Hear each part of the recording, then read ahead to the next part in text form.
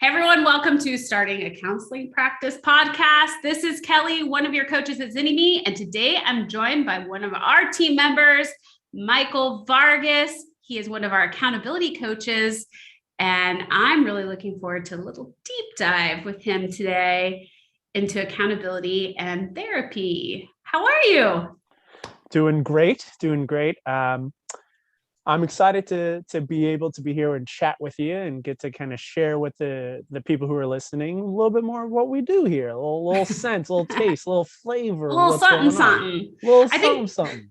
the reason we've been doing this series is that there has been a long misconception that in order to serve our clients, it's just me and Miranda, maybe an assistant. And that was the case for a long time. But in order to grow, we've had to create a team to expand our services. And one of those services has been our accountability coaching through the Accountable Practice program, which we call TAP for short. You know, we like shortening, Make things small, big make too things small. And you are our first accountability coach.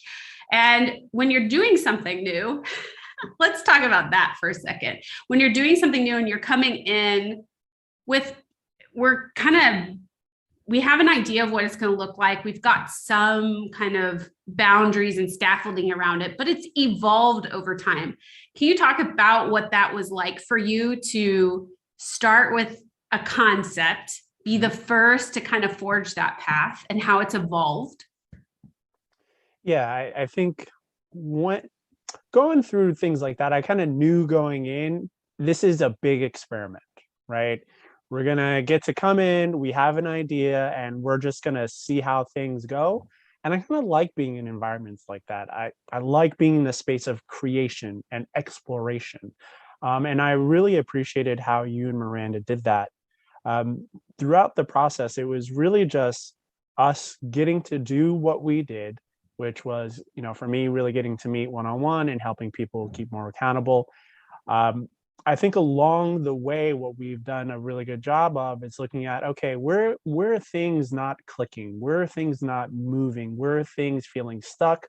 Where are things that we're not providing great value?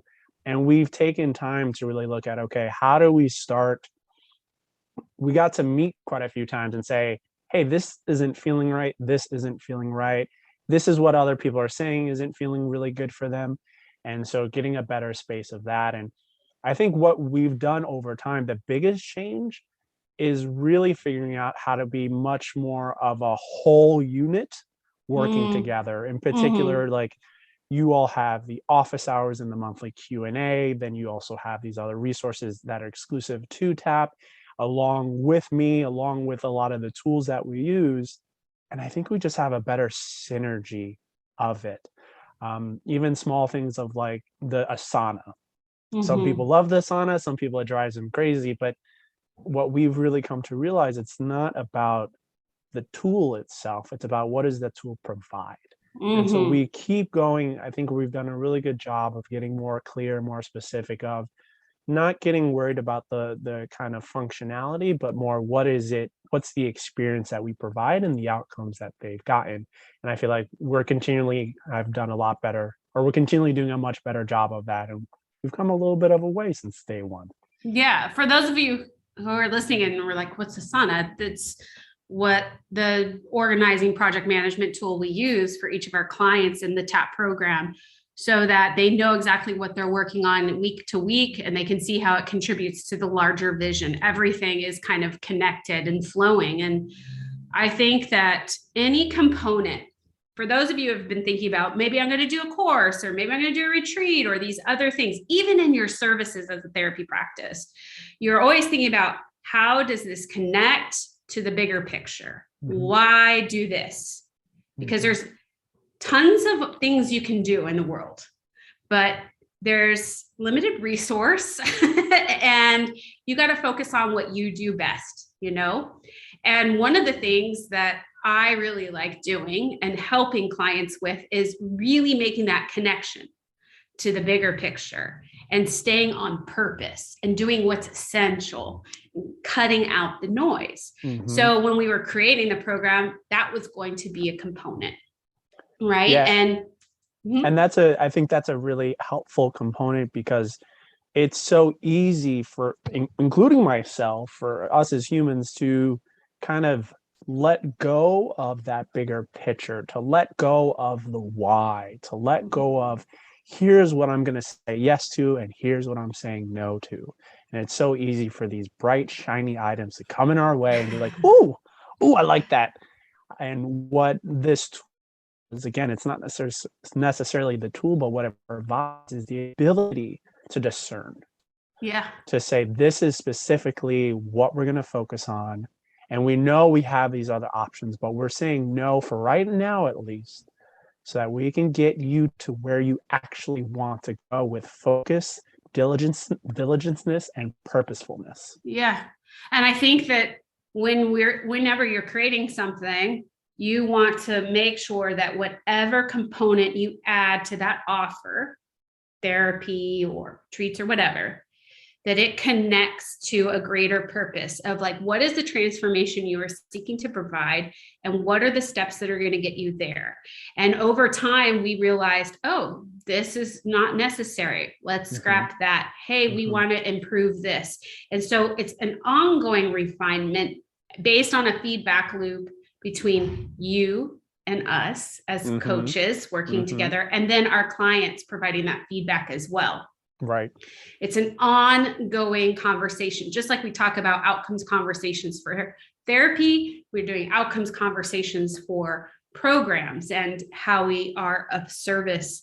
And I think accountability coaching has been this, it's not been a big concept in our niche of mental health professionals. And so wrapping the language around it to define it, how would you define accountability coaching?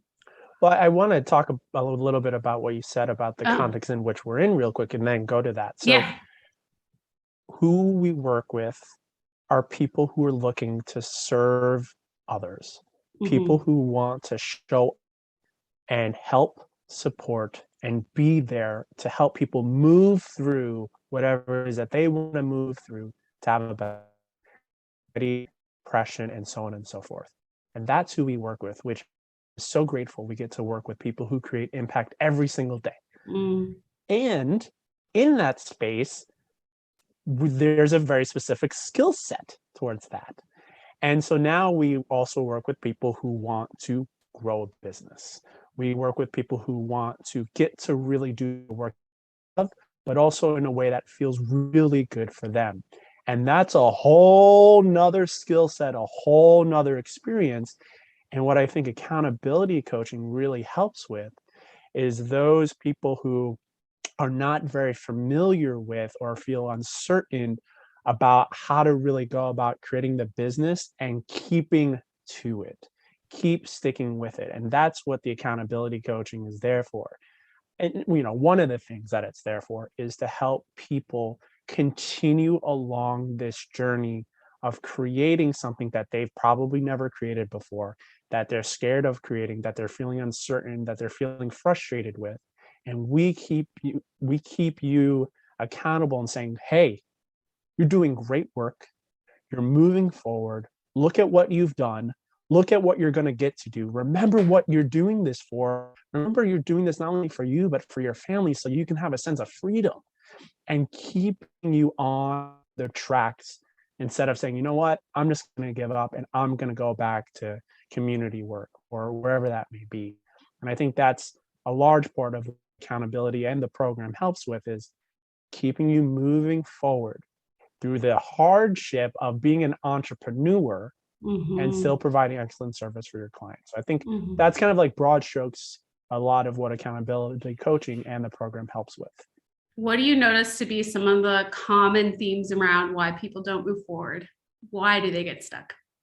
I think there's a couple of themes. One, people don't know, so they freeze, right? They don't know how to write a blog. They don't know how to update a website. So it's kind of this lack of knowledge and information. And not necessarily, let me rephrase that, not lack of knowledge and information, lack of experience, right? Lack of experience of doing those things. So they feel uncomfortable. And so it's kind of like a freeze moment of, I don't know how to do this. I want to do it right. I want to make sure, this is done correctly. And also within that, there's another part of, as therapists, there's a lot of, helping other people, making other people talk, really. And so now it's your turn as a therapist, as an entrepreneur, for you to speak and for you to share what you think Mm. and feel. And so that's a very different thing because of being in the chair of listener, reflector, and so on and so forth. So I think that's one of the big common challenges. I think another big common challenges is just that it takes time and having patience and grace for oneself through the process, right? Allowing yourself to do the work and do the work and see little results, and it can be frustrating. And what I've seen, very fortunately, over time with a lot of clients is as they go through that, then they start seeing those things of success. But it's hard when you're not seeing the immediate success at the beginning when you're doing the work. So I think that's Mhm. another challenge that people have. And that's the beauty of the accountability coach. Hey, you're doing the work, you're doing the work. You're not seeing the fruits of your labor just yet.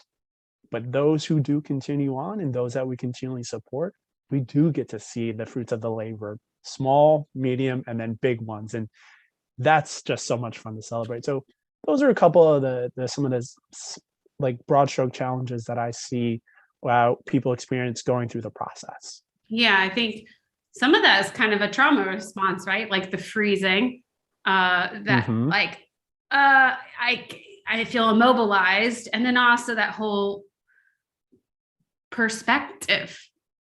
It helps to have someone else hold the bigger picture when we Hmm. can't, which is a replicated experience of what their clients go through, because they're sitting there with their client holding a bigger picture, seeing the progress when their clients are like in pain or frustrated and wanting this to just be over, whatever it is that the struggle is. Hmm. It can create a lot of empathy. I know I'm wearing a shirt that talks about empathy today, It's but an awesome shirt, by the way, everybody. We were talking about it before we started the podcast. I just love it. it says empathy is more rebellious than a middle finger. A friend bought it for me. I love it. And I think it's really interesting when we lean in, get uncomfortable, and we are seen by another and And held by another.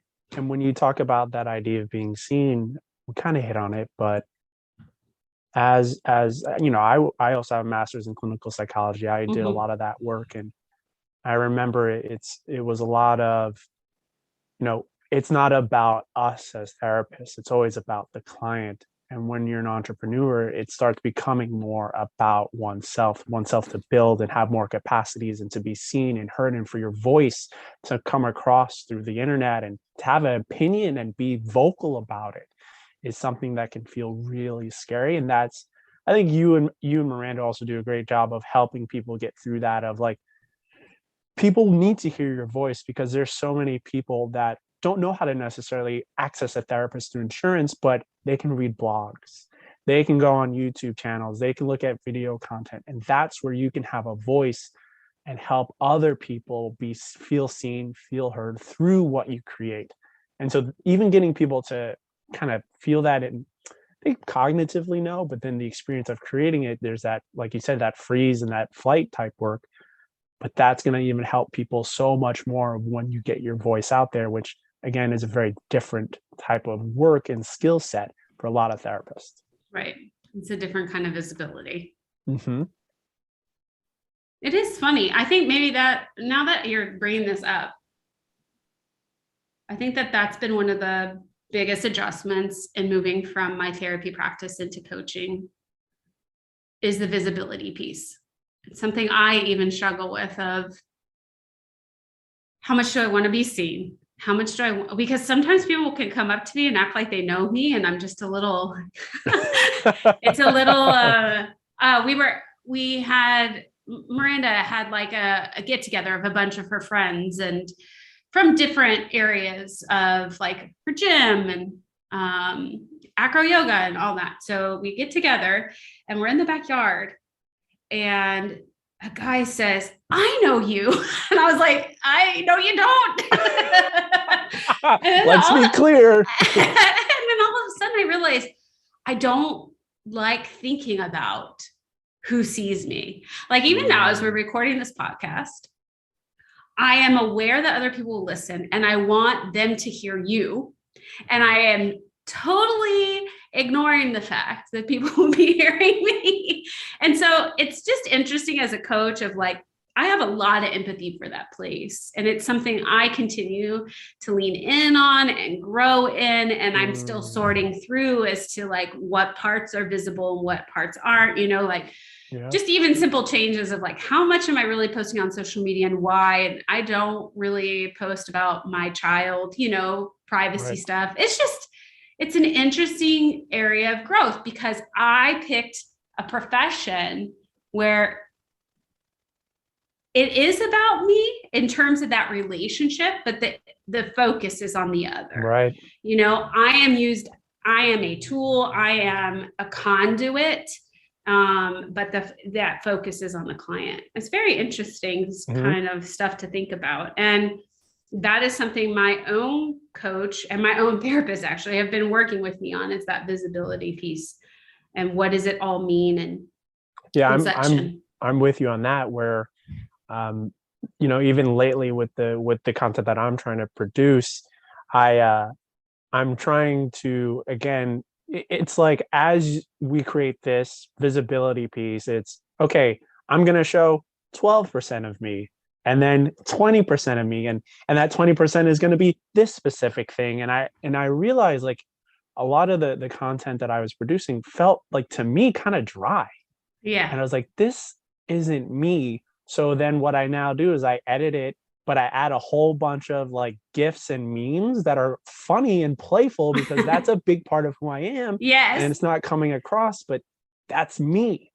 Yeah. And, some people might say, whoa, that's not the most professional thing if you're going to work with CEOs and things like that. But I don't think that's fully true. I think it makes me more human and more relatable. But it's definitely, and then my humor can be very different. And so elements of the humor. So slowly figuring out how much do I show, and over time getting more and more comfortable with that is definitely a work of progress. Yeah. And I think that's the other cool thing about you as an accountability coach, having your own consulting business and things like that. You do understand that entrepreneurial journey and what that's like. And so, again, that heightens the empathy and the attunement with your clients. For therapists who are listening, I know we've kind of talked a lot about accountability and all of this. What do you want to encourage these therapists who are listening who might feel stuck? What would be something that you want them to know? Sure.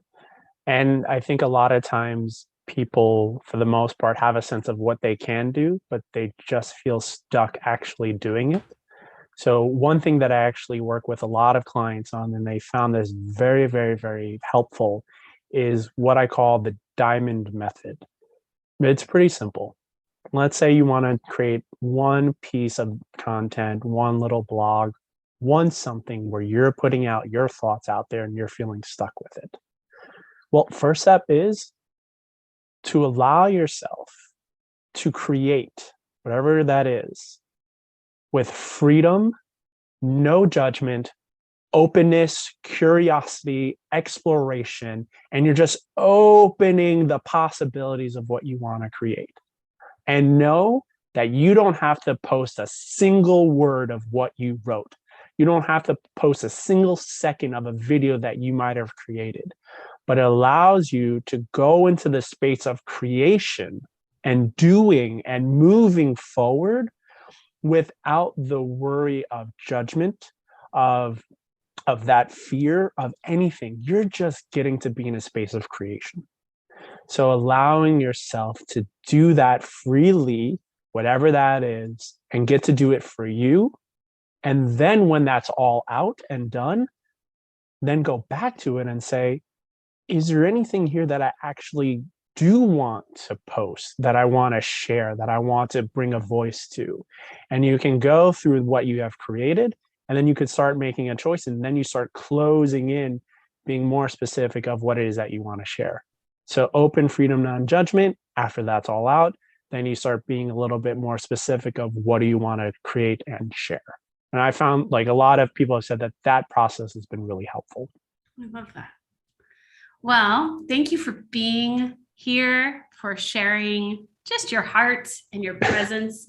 I love having you on the team, and I'm looking forward to this next year in TAP as well. And if you're listening and you want to check out more about TAP and the other programs we have, we're going to include some links. You can always go to zynnyme.com/free. There's tons of information there too. But this has been great. I love connecting. Me too. This has been fun. Thanks for having me and allowing me to be a part of the community. Yeah. All right. Well, we will see you next time. And thanks for listening. Bye, everybody.